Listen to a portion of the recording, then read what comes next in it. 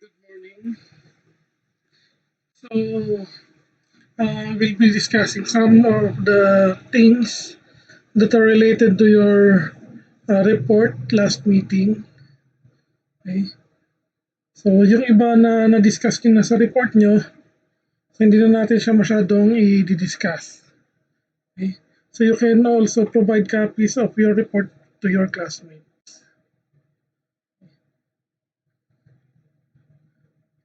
So, Module 3 in RT 305 is about radiation detection and measurement. Okay.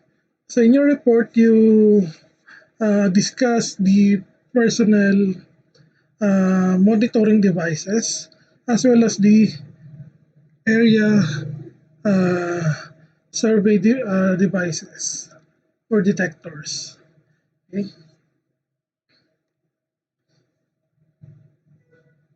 So they are used to detect and measure radiation. And the terminology that we use for such devices is dosimeter. Okay. So why is it important for us to measure or detect radiation?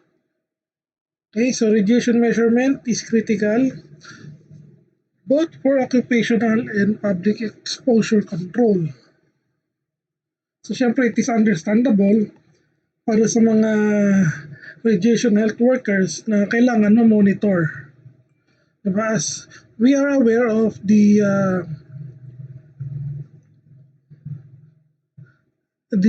biological effects of radiation.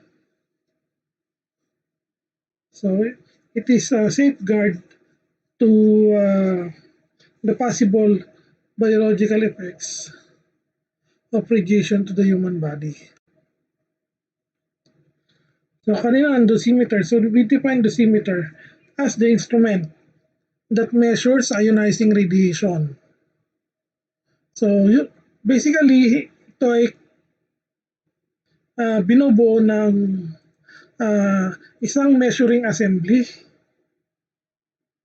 Okay? Often referred to as the electrometer. Ito yung usually para siyang rod. Okay? Ito yung parang ito yung tinatapak mo sa mga certain areas, and this rod or electrometer is the one who picks up the energy and transfer it into other forms of energy, tapos magkakaroon siya ng reading dun sa detector assembly as well as dun sa monitor or sa meter. And at the same time, may maririnig tayo na beeping sound. So usually naman halos lahat ng detectors, maliban na lang dun sa ating personal dosimeter, ay may accompaniment ng beeping sound. Okay? So yung beeping sound, the faster the sound is, the greater the amount of radiation being detected in a particular area. Okay?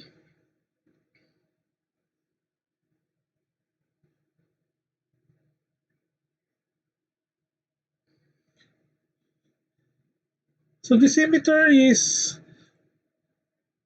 the device that measures directly or indirectly the following quantities that we discussed in the previous lessons: exposure, kerma, absorbed dose, equivalent dose, and other related radiation quantities.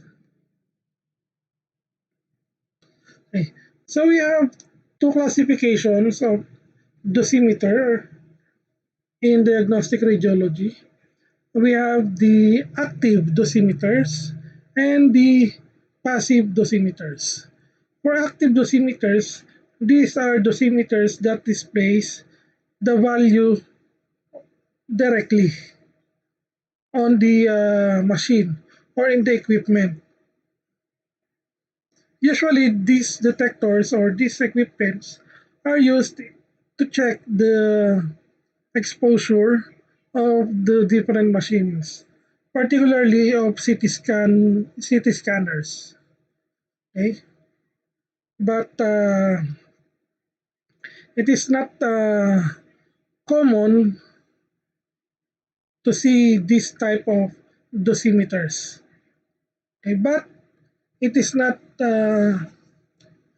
kumbaga, hindi siya common pero makakakita tayo niyan dito sa Philippines. Okay? Usually the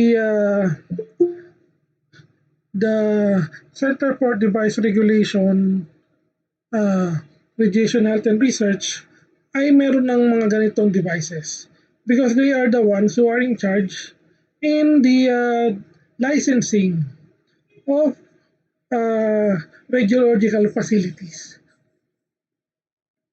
Kaya meron silang mga uh, iba't ibang klase ng uh, dosimeters as well as area survey monitors or detectors. Okay? So actually makikita natin sa internet pag nagsa-search tayo ng mga area survey monitors, karamihan ng mga makikita natin mga old models na. There are new models or modern models na much smaller in size, but they functions the same with the old models.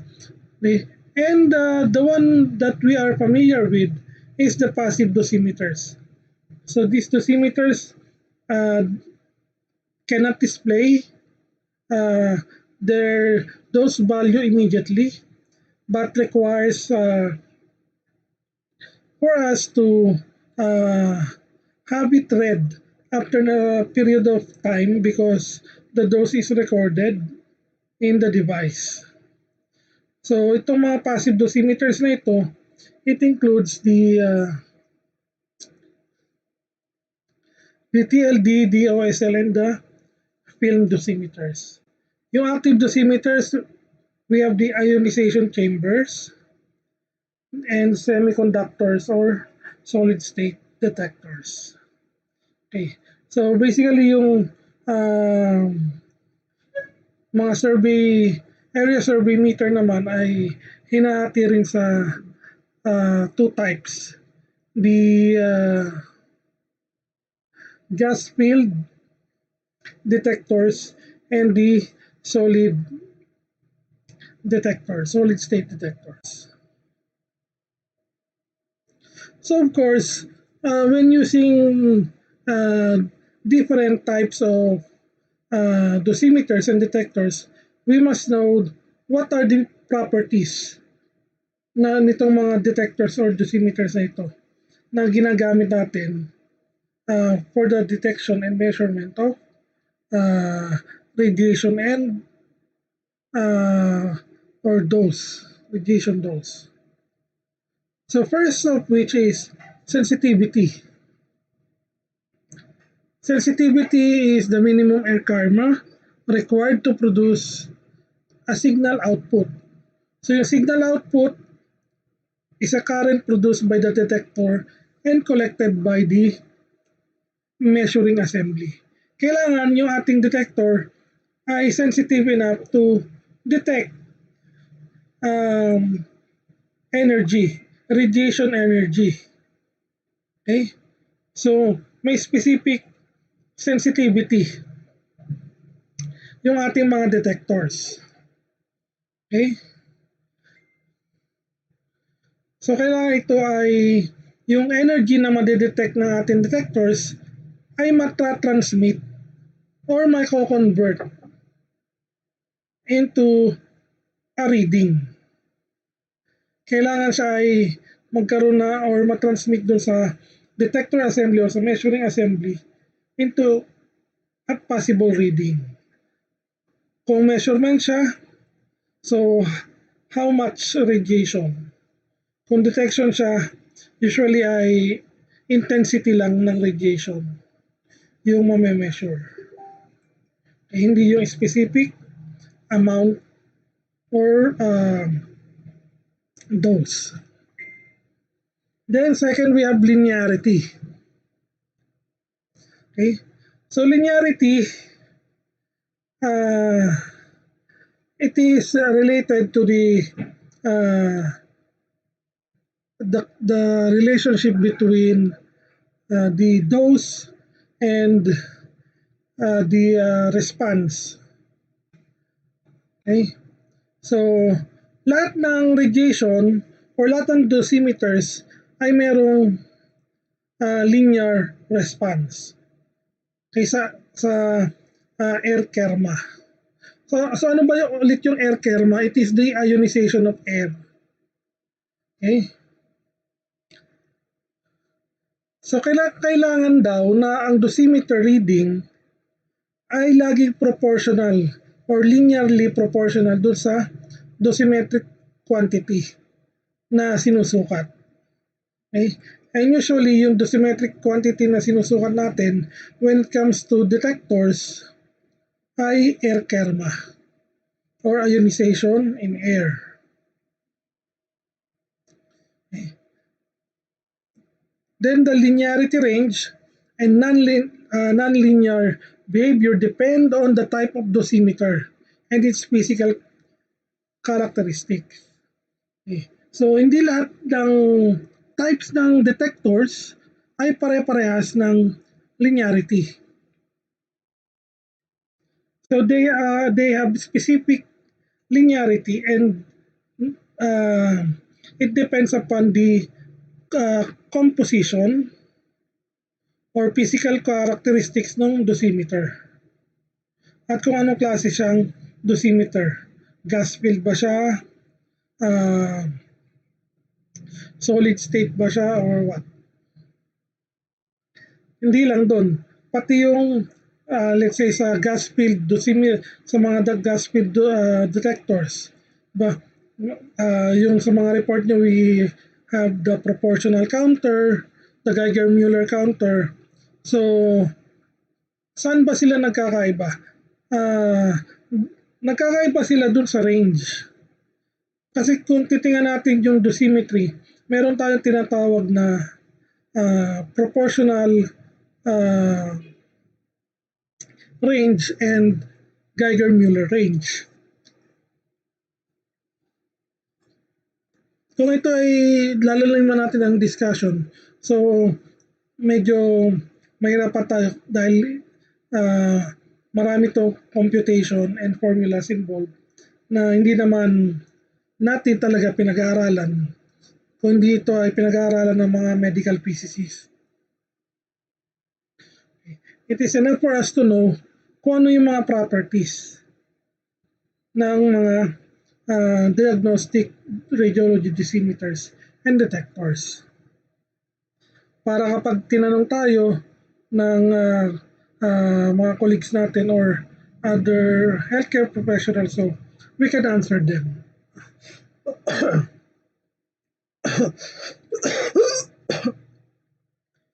So ito yung dalawang possible cases, okay, when it comes to linearity. So the first case is yung linearity, then supralinearity, then nagkakaroon ng saturation. Okay. So kung titingnan niyo yung curve A or yung case A, in the first part, siya ay conforming to the linearity, to the linear range. Conforming siya doon. And after a certain point, siya ay nag-over the linear range. So yun yung supralinearity. Then, after a short period, nagkaroon ng saturation. Bumaba yung kanyang linearity property. So, hindi na siya supralinearity, at the same time, hindi naman siya bumalik dun sa linearity range. So, nagkaroon siya ng saturation or downfall. And yung case B naman, so from linearity range, punta siya agad sa saturation.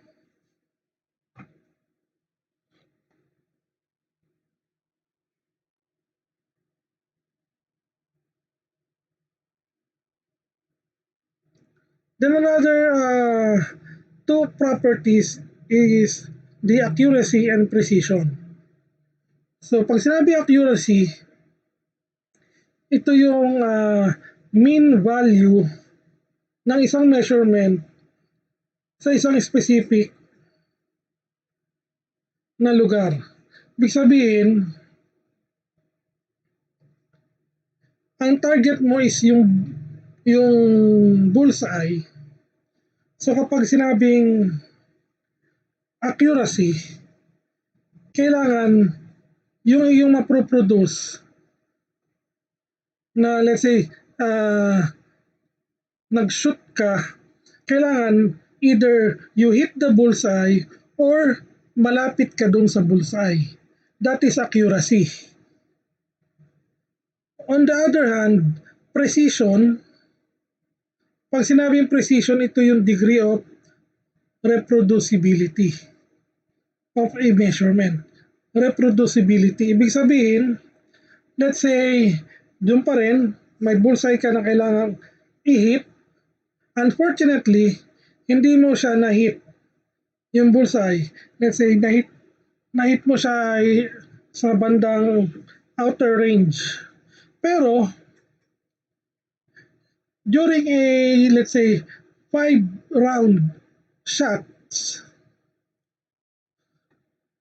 doon ka tumama sa area kung saan tinamaan mo ng first shot mo, lahat ng shot mo is doon tumama sa area na yon. So that is precision. Kasi nare-reproduce mo yung iyong shot. So to better explain or to better understand accuracy and precision, yan. Look at the image, the slide. Okay? So there are four images. So the first images, ang nakalagay niya ay low accuracy, low precision. Okay. Ang target natin is the center, yung red. Okay?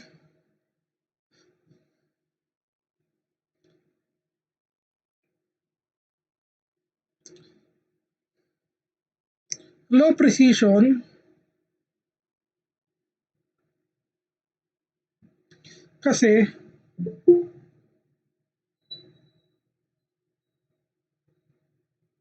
hiwa-hiwalay siya. Hindi siya magkakalapit.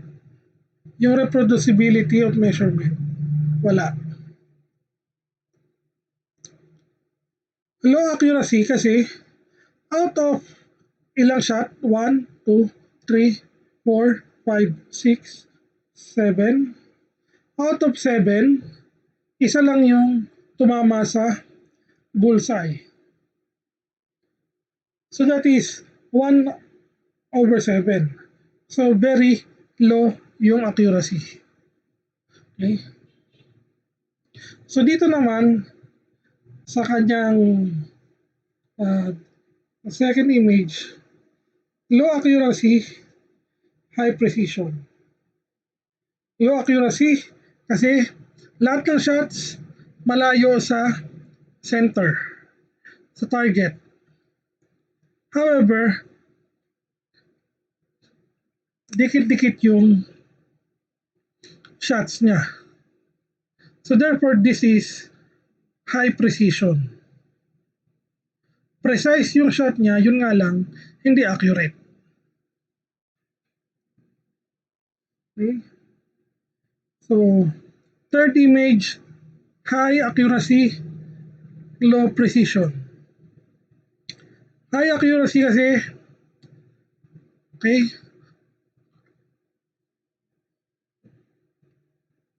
almost all ay malapit doon sa target. Hindi siya ah, malayo or hindi siya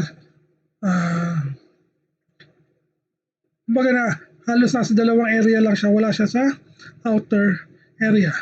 Pero low precision because siya ay magkakahiwalay.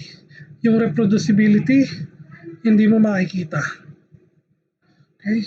Unlike dito sa fourth image na high accuracy and high precision, high accuracy, lahat ng shot pasok sa bullseye. High precision, lahat ng shots ay magkakadikit. So that is accuracy versus precision. So what is the relationship of accuracy and precision sa ating dosimeter? Okay. So accuracy and precision, may kinalaman to sa dinedetect na energy or type of radiation. Katulad nga ng nasabi ko, after the reporting na yung mga detectors natin and dosimeters have their own specific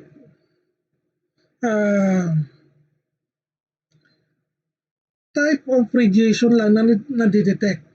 Not only specific type of radiation, but also specific energies. Okay. Kapag sobrang baba ng energy or sobrang taas ng energy, hindi siya na-detect ng ating detector. So it depends upon the type of detector na ating gagamitin for the type of radiation and intensity or energy of radiation.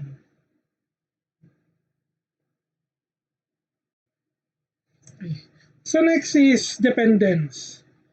Energy dependence and directional dependence. So ang ating mga detectors and dosimeters are both energy and directional dependence. Energy dependence kasi nga may specific lang silang energy na madedetect.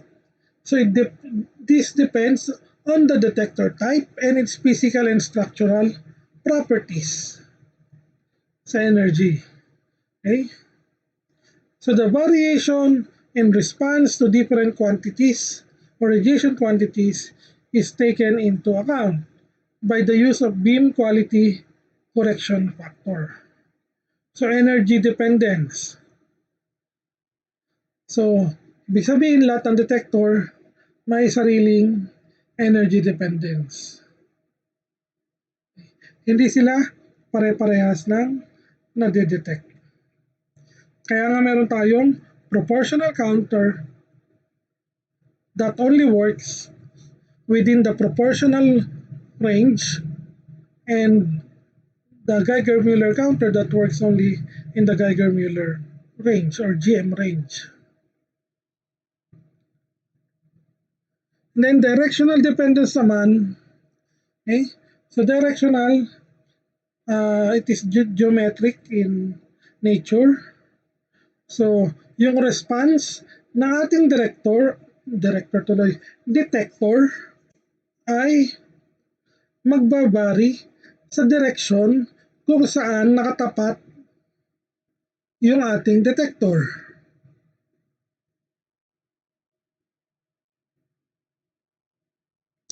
Kung saan naka-angle yung mismong detector natin. Example, if the detector is a solid state detector, so meaning yung kanyang electrometer, okay, ay may crystals. May uh, crystals doon sa detector or doon sa electrometer. Okay? Yung ating mismong hinahawakan or tinatapat sa certain area to know whether there is a leakage of radiation or wala. So kapag tama yung angle mo doon sa uh, let's say, certain part of the door ng CT scan during exposure ng CT, so mataas yung madedetect mo na leakage kung may leakage talaga doon. However, kung hindi siya perfectly match yung kanyang angle, yung angle ng detector doon sa possible portion na may leakage, so hindi rin niya madedetect yung tamang intensity or tamang measurement ng leakage radiation. Kaya nga, another thing is we have to be familiar with what kind of detector that we are using. Okay? Kung siya ay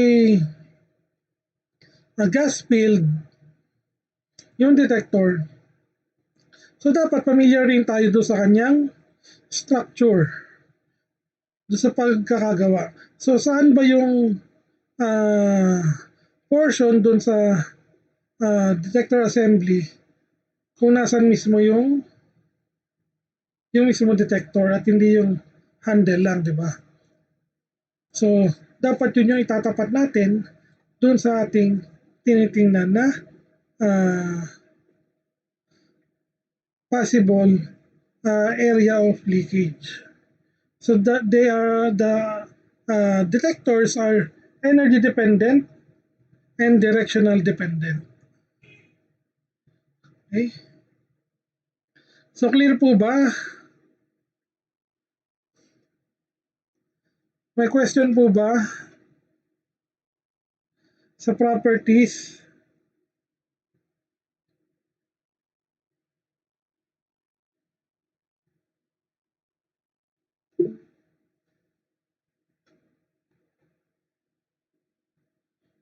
Okay.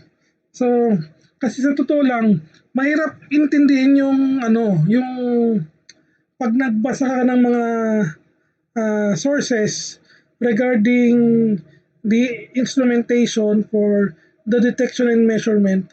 Ang daming formula kayong makikita, ang daming diagram na ang hirap intindihin, di ba? Kung hindi mo talaga bibigyan ng enough time to study. And yung iba nga, kahit na basahin mo ng ilang beses, ay hindi naman tayo familiar doon sa certain theories na involved doon sa construction ng mga different uh, equipment or different dosimeters. So yung iba naintindihan natin, yung iba mahirap pa rin natin na intindihin. Okay? So next we go to the personnel or occupational radiation monitoring. Okay, so nabanggit natin kanina kung bakit importante na ma-monitor natin yung ating radiation dose. So, however, these monitoring devices or yung dosimeters na ginagamit natin sa occupational monitoring or personnel monitoring, they only monitor the radiation dose. Okay? They are not protection against radiation exposure. Okay? So they are only guide in the implementation of radiation protection and safety program of the department. Okay? So first, film dosimetry. Okay.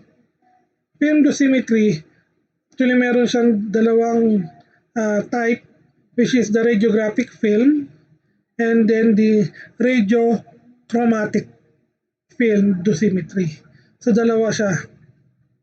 Yung ating radiographic film dosimetry na uh, usually ginagamit natin for X-ray imaging, and the one that is called radiochromatic.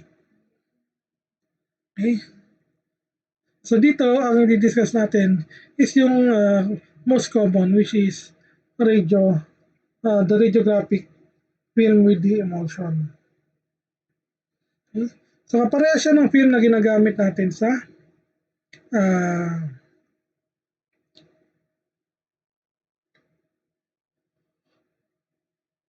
sa film screen radiography. Okay? Double-sided emulsion din. Okay? So the film gives excellent 2D spatial resolution. And paano mini-measure yung exposure?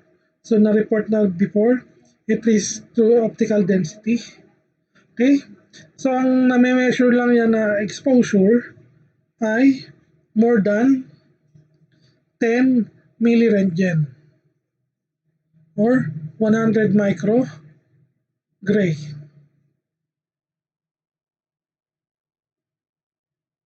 So less than that ay hindi niya ma-measure. Okay? So yung downside niya is di siya reusable. However, it is budget friendly and permanent record yung film dosimetry. Okay? So ito yung itsura ng film badge. Okay?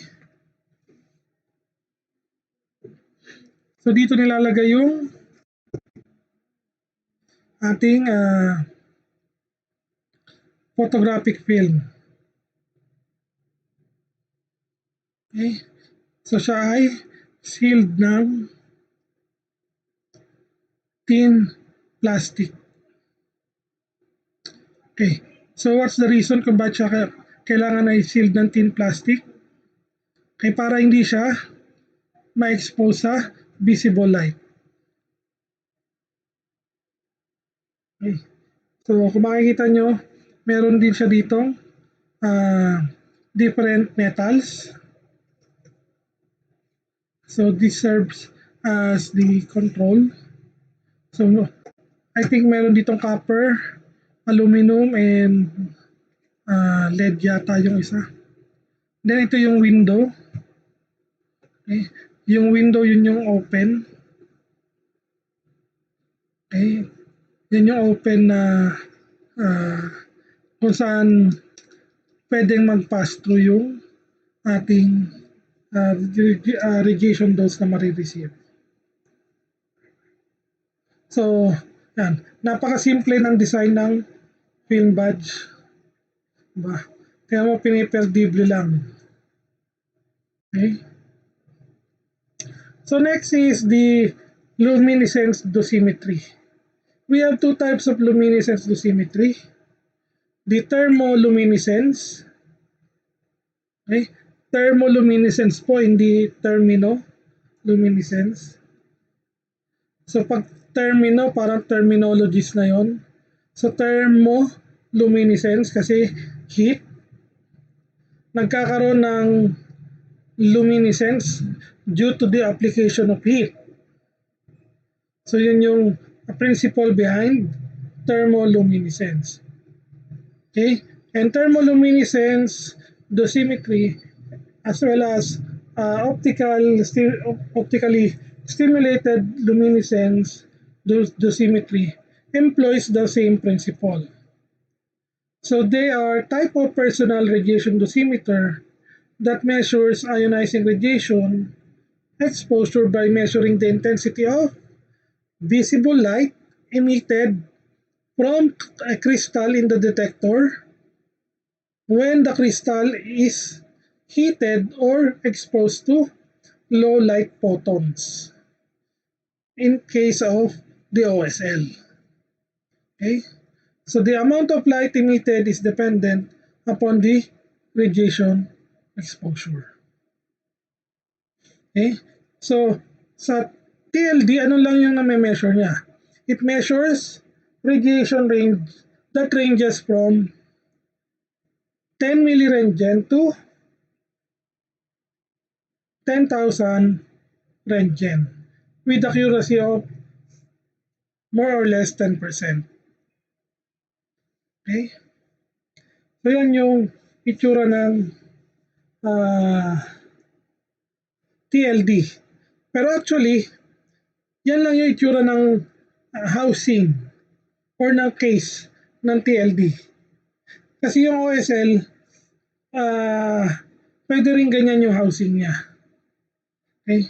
So yun nga lang, the only difference between OSL and TLD is the stimulation that the detector receives. Yung yan. Ito naman yung sa OSL. Okay? So, ayan, makikita nyo yung loob ng OSL. Okay? So, ito yung badge. At doon sa loob ng badge niya, okay? So, this is, yung badge kasi mako-considered na housing, pero meron pa rin siyang case sa loob. Okay? Dito sa case, ang laman nito ay itong dalawa. Okay?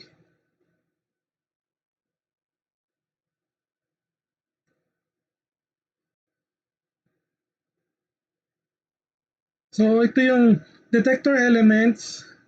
Nakapatong siya dito. Yung open window, dito yung nagko-collect ng data or uh,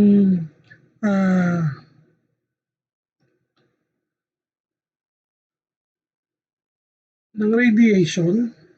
Okay? Tapos, mayroon siyang, ito yung mga detector filters. May plastic na filter, may aluminum, may copper.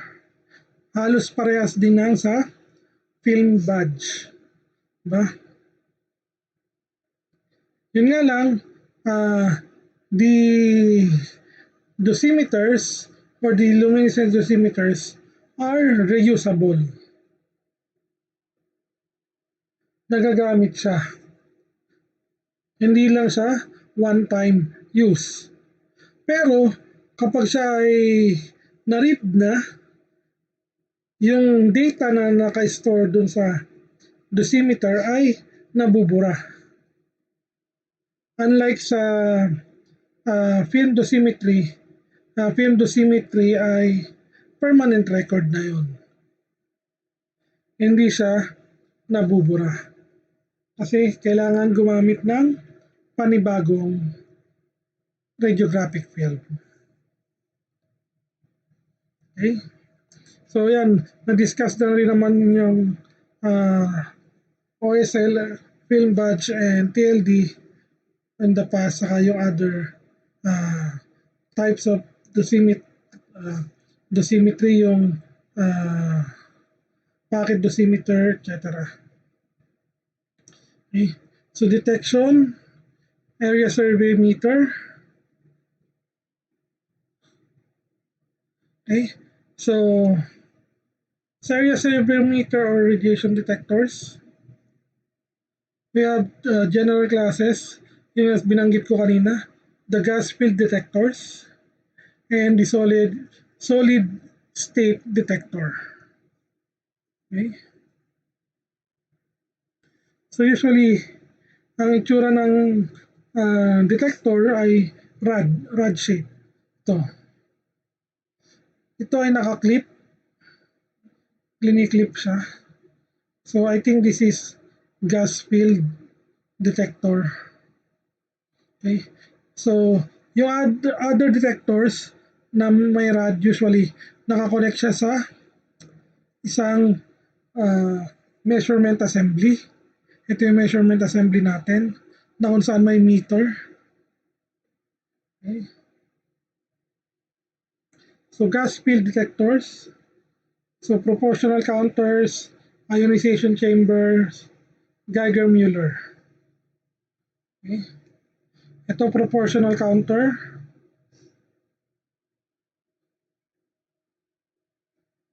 Then Geiger-Müller.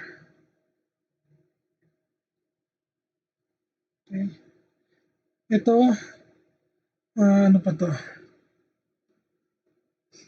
I think this is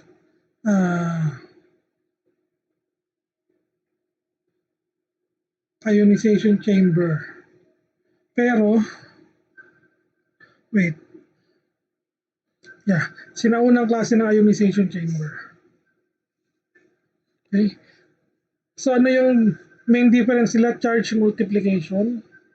And again, they have a difference in the energy na kaya nilang i-detect. Okay? Solid state detector. Okay, solid state. So we have three types. The PIN junction.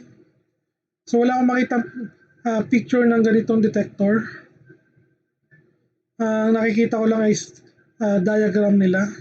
So hindi ko na include. Okay. Scintillation detectors. Okay, ito. Halos kaparehas din siya ng itsura ng ionization chamber. Dito lang nagkakatalo sa detector assembly na to. Pag ion chamber, rod-like din siya. Yun nga lang wala siyang crystals dito sa taas. So usually nandito yung crystals and yung crystals yung nagdi-detect ng radiation. Okay. Then silicon drift. Ito, silicon drift or usually may kinalaman siya sa semiconductors na detector. Pero actually, yung mga solid detectors naman natin, they are also known as semiconductors detector. Okay? So, yan lang yung i-discuss ko sa inyo today.